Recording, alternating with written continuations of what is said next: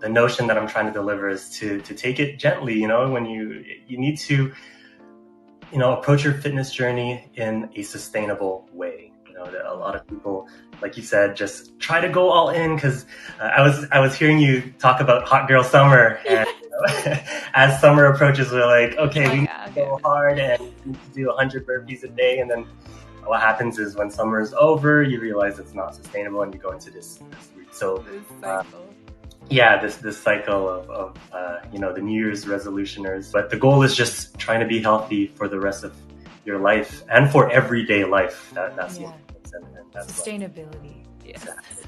I'm not good at that, but I'm working on it. So many people who had the bikini or the six-pack abs were very unhealthy, dehydrated, and not happy. That's the thing, we see a lot of pictures on Instagram, and we think that that's what fitness is, but a lot of people go through extreme measures just to look that way, and they only look that way for literally a week, maybe less, a day, right?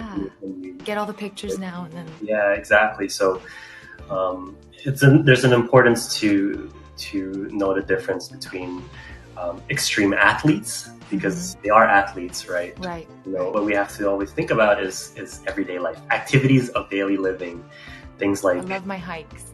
Hikes, exactly. You want to be able to enjoy an outdoor walk without being in pain. Right. Enjoy, I don't know if you have kids, carrying your child and throwing them up in the air without being afraid of dislocating your shoulder.